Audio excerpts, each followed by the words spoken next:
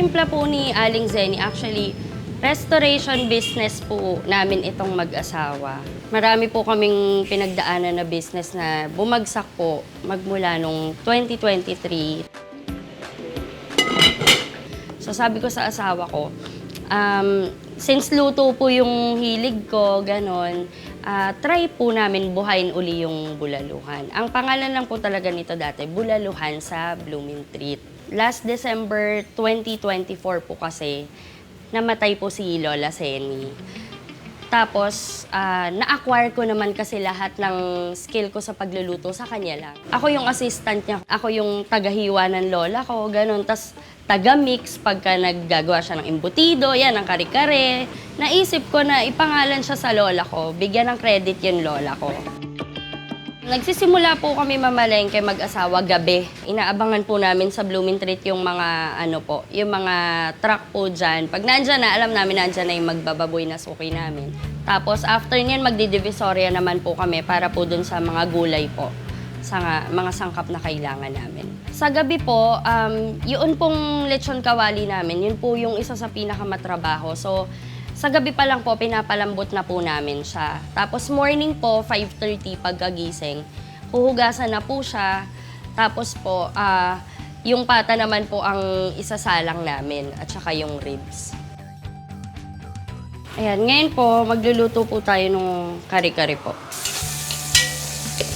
Saka sikreto po, para hindi po siya napapanis agad. Gisang-gisa lang po. Ginagamit ko pong pampakulay sa kare-kare po namin, hindi po annatto powder, annatto seed po talaga siya. Purong mani, pinapagiling po namin talaga to. Wala po kaming kahit ano talagang nilalagay dito.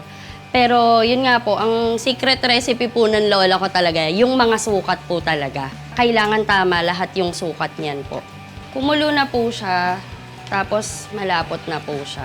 Yan, pwede na po yan.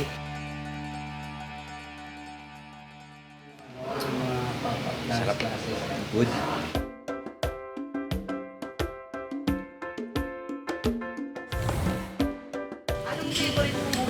Kaldereta lechon, pati ito pong kare-kare. Katunayan nga, masasabaw ko pa ito, uuwi ko pa ito sa asawa ko. Bakit gusto niya?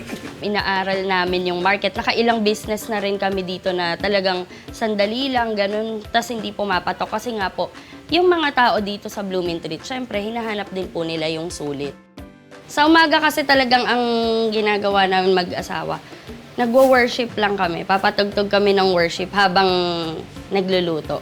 Naiiyak ako minsan, naalala ko siya, ganun. Tapos minsan kinakausap ko siya na, ayan la, ang dami kong luto, sarap yung timpla mo.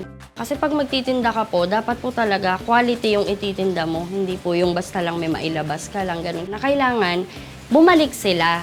Magustuhan nila yung itsura, magustuhan nila yung lasa, babalik sila. Hindi po yung na-attract lang sa una, tas hindi na babalik. Tas masisiraan ka pa, di ba? Masasabi, hindi naman masarap dyan, gano'n.